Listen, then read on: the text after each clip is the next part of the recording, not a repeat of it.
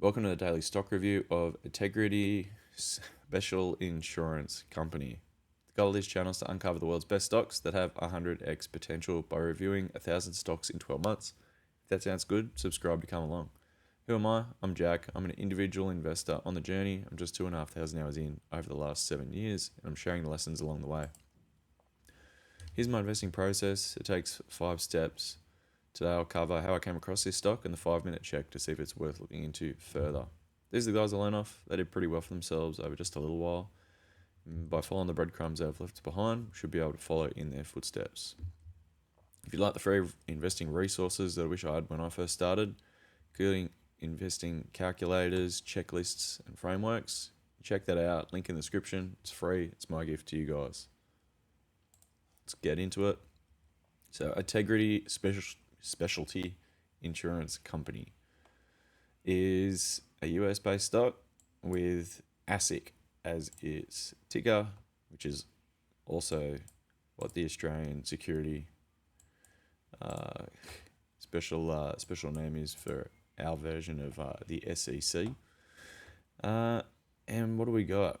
So it's been a publicly traded company since June last year in 2025. I mean, so it's had a pretty rough trot as usual with most IPOs. The price dips and goes down over the next 6-12 month period.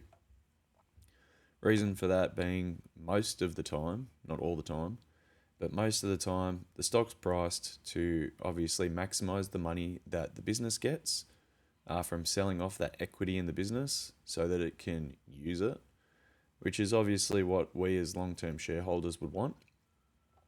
But it's also like buying a new car and as soon as you drive that car off the lot, it decreases, like 10, 15, 20% just because of the amount of cost in sales and things like that. So that's pretty much what it is. An IPO is something new. Comes out, now it's on the marketplace. It's secondhand goods, and people need to do their homework to value that business. So that's pretty much it. And some intelligent investors out there realize that will bide their time and wait until the price is right, effectively. So there's a little bit of a trend going on here. It's not much. But the reason I came across this stock is because I'm looking at small cap businesses under 2 billion and that have high revenue growth, so high growth in sales over the last 3 years. And now I'm into the finances sector. So this is an insurance company, which, it helps given it insurance is in its name. Now I want to have a look at the annual report, which is a 10K. So I've literally gone to their website, found the SEC filings, gone to annual, and opened up the latest one in PDF. Now what I want to do is I want to find the financial statements, because if a business should have proven itself over the last little while, and be at the stage, if it's ready for an investment, that it has met at least criteria for me. And let's have a look at the income statement. So it's also got statement of operations, which is what it's also known as. And so it looks like we've got a few different terms here. So we've got revenues, gross written premiums, ceded written premiums, net written, change in unearned premiums, and then net earned premiums. Ugh. Gross. Then we've got total revenues. So if we just have a look at the total revenues, and then we also go from net writtens and have a look at what the trend is here, we can see this is increasing, this is increasing, this is increasing. Fee income, increased a little bit, but it's negligible compared to the rest of the income. Net investment income, it's increased a bit. But we can see that we've gone from 343 million to 424, which is pretty decent. Now, if I had a look back, the prospectus is a large report that all businesses need to do before they list on a public stock exchange as part of the IPO process. So if we wanted to have a look back at what previous years were, so in 2023 and potentially 2022, we'd be able to find those in the prospectus. But for today, let's just focus here. This looks pretty interesting as it is, though it doesn't give us an indication over a 3-year period to see how quick that growth is. A 2-year period, there can be a lot of variance, but if the trend, goes to 3, it gives you a bit more certainty around the trends. All right, now let's have a look at net income. I mean, expenses and costs, etc., are decent, but we don't have like one line item here that pretty much says, yep, this is it. So net income is 53 million up to 76 million, which is a nice little increase. And when we compare that to our total rev, we've got 424. So it's a bit under, $4 for every $4 that they spend in or get in sales. They get to keep $1 of it, but there's a fair bit of expenses here. So losses, adjustments, we've got underwriting, acquisition and insurance costs, and then we've got obviously the total expenses for that. Income before taxes come out, and we get out in net income. So let's have a look at the balance sheet.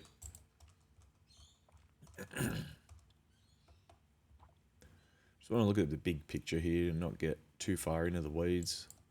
We've gone from 1.1 billion to 1.4, close to 1.5. Over that time, total liabilities was 700 million up to 860. So it's less than our total assets. And we just want to have a look at the trend for the debt. So reserves for unpaid, unearned premiums. So we want to keep an eye on, insurance companies are a little bit different, but they've got to maintain what we call a bit of a float. So, and then they also invest some things in, securities to try and increase the value of the money that they've already got. But they do need to keep effectively some reserves and leave it there ready for when shit hits the fan. All right. Well, nothing crazy here. Like, they don't have debt effectively.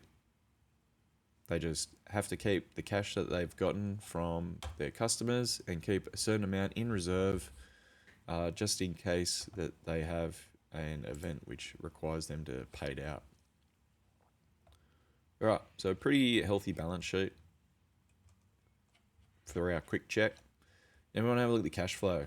So this may be a little bit funky. Looks like it goes on for a bit, but what do we got? We got 53, 76 million. For our net income, it goes through and we end up with net cash provided by operating activities. Oh yeah. 125 mil and 147. So some nice steady growth there. What else can we see? So where are they putting this money? We got purchase of fixed maturity securities. We got proceeds. So this is just they buy and they sell. And most of the time, this is just how a business manages its cash flow through the year. Now, because it's effectively just bought and sold and at different times, it ends up working out around about the same. Purchases, proceeds from redemptions of utility and infrastructure investments. Okay. Loans to affiliates. Interesting. What else? Change in short-term investments. Net cash used. All right, so they've used up more cash here than they have from cash provided by operating activities. Loans to affiliates is an interesting one for 92 million.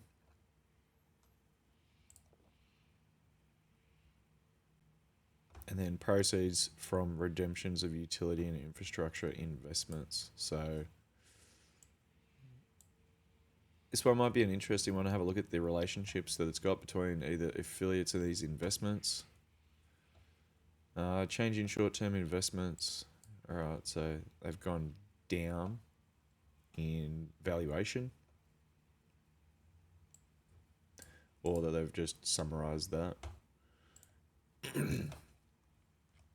Where's the rest of it? Here we go. Let's skip a page.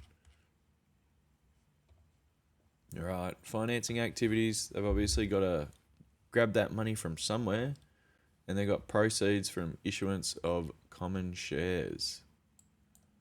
121 million.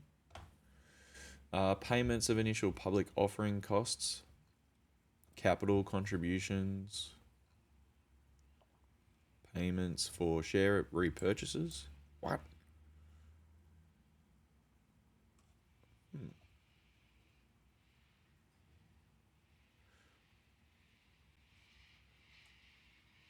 I don't know how much they did for their IPO. If it was that amount or a larger amount, and that's all that's been allocated to this portion of the business. Because it does say it has a parent organisation, Zimmer Financial Services Group. So if it IPOs part of a subsidiary, which would be this business, then, you know, it doesn't need to plow all that cash into this one. It's effectively you're, as a shareholder, paying for part of that business. That money goes to the parent company in exchange for the parent company giving you their shares. They've left some cash in the business by the look of it, just propped it up, which balances out the cash flow for the year. So pretty much all the money's been reinvested back in the business somehow. And by the look of it, the majority of it's gone in. A little bit extra here. We've got a couple of loans to affiliates and bits and pieces here, which this loans to affiliates, you know, is potentially part of the agreement with the initial public offering that, hey, we'll give you the money from the some of the money from the initial public offering to prop you guys up in exchange for a loan that you guys need to pay back over a certain time period. That may be part of it, or they may have also here sold a portion of the business that was inside Ategrity to begin with, either, you know, in the private or public market, or back to its parent company. So there's always some funky transactions that can happen mid IPO, during and before it, and things like that. And so we can expect these kind of one-offs to decrease over time. Is this business worth looking into? I'd say yes. At this stage, it does look like it's undervalued compared to like its PE ratio. But what I'd be interested in having a look at is the growth of the business. Investment or insurance companies are a very interesting business. Warren Buffett obviously had a pretty good run with a few different insurance companies, but in particular Geico. And Geico came out with a way to reach more customers through advertising, because they had a novel way at the time to have lower insurance premiums and prices. They were more competitive, and so lots more customers jumped on the bandwagon. Now, it just depends if this company, if it's got such high growth, if it's able to maintain that. And by having a look at how they do that with their customers, that would be a very interesting look into how the business functions. Now, net cash provided, that's looking pretty good. And with an insurance business, most of the time they just reinvest that back into their float of the business and just keep that growing. Eventually, they get to the stage where they obviously have too much cash and they start palming it off. So it'll be an interesting one to have a look into. And like I've just gone over another business in this finances area. It's a little bit out of my forte, but I'd be willing to go in and have a bit of a deep dive on these ones to help me build my circle of competence around these finance-based businesses. All right, and it doesn't take too much effort. You just literally got to do the homework and go through these reports, go through some competitors, and then do a bit more research. So it's achievable. You can expand it. You don't have to be pigeonholed into a certain type of investing or certain types of businesses, but you do need to do some homework. Otherwise, the risk is you at the end of the day. If you don't know what you're doing, or worse, you're overconfident because you think you know what you're doing, but really you know nothing. That's very high risk investing. All right. So yeah, I will be checking this out further. I do my deep dives and things like that and provide the research in one of my other communities, which is one of the links in the description. And that's pretty much it. If you like this, you want to check out either the playlist where these small cap stocks are, or check out this next video because YouTube thinks you'll like it. Cheers.